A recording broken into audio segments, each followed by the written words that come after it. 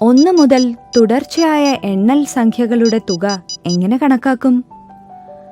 അവ ഓരോന്നും കൂട്ടി തുക കണക്കാക്കാം. പക്ഷേ സംഖ്യകളുടെ എണ്ണം വളരെ കൂടുതലുണ്ടെങ്കിലോ? അവയെല്ലാം കൂട്ടി തുക കണക്കാക്കുക എളുപ്പമല്ല. അപ്പോൾ തുക കണക്കാക്കാൻ എന്താണൊരു വഴി? ഉദാഹരണമായി 1 മുതൽ 6 വരെയുള്ള എണ്ണൽ സംഖ്യകളുടെ തുക കണക്കാക്കണമെന്നിരിക്കട്ടെ. 1 + 2 + 3 + 4 + 5 + 6. ഈ സംഖ്യകളെ ഓരോന്നിനെയും അത്രയും തന്നെ ചുവന്ന കുത്തുകൾ കൊണ്ട് രേഖപ്പെടുത്താം. ഇതെല്ലാം കൂടി 1 + 2 + 3 + 4 + 5 + 6 കാണിക്കുന്നത്. ഈ കുത്തുകളുടെ ആകെ എണ്ണമാണ് 1 + 2 + 3 + 4 + 5 + 6. കുത്തുകൾ എണ്ണി നോക്കാതെ കുത്തുകളുടെ എണ്ണം എങ്ങനെ പറയും? ഇതേപോലെയുള്ള ഇതേ എണ്ണം പച്ചക്കുത്തുകൾ എടുക്കാം. ചുവന്ന കുത്തുകളോടൊപ്പം പച്ചക്കുത്തുകൾ ഇതേപോലെ ചേർത്ത് വെച്ച് നോക്കൂ. ചുവന്ന കുത്തുകളും പച്ചക്കുത്തുകളും ചേർന്ന് എന്ത് കിട്ടി?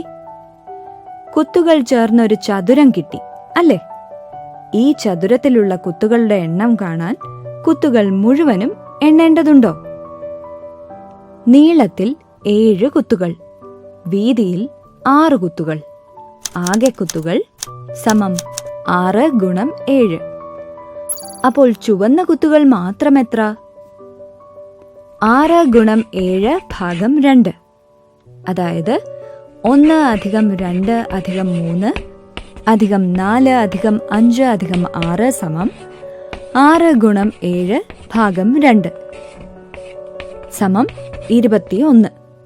അതുപോലെ 1 + 2 + 3 + 10 വരെ എത്രയായിരിക്കും?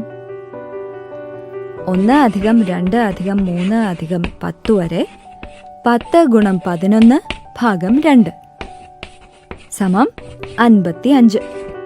അതായത് 1 മുതൽ 10 വരെ തുടർച്ചയായ എണ്ണൽ സംഖ്യകളുടെ തുക കാണുന്നതിന് 10ഉം തൊട്ടടുത്ത സംഖ്യ 11ഉം തമ്മിൽ ഗുണിച്ച് പകുതി കണ്ടാൽ മതി. അപ്പോൾ 1 + 2 + 3 + 20 വരെ എത്രയായിരിക്കും?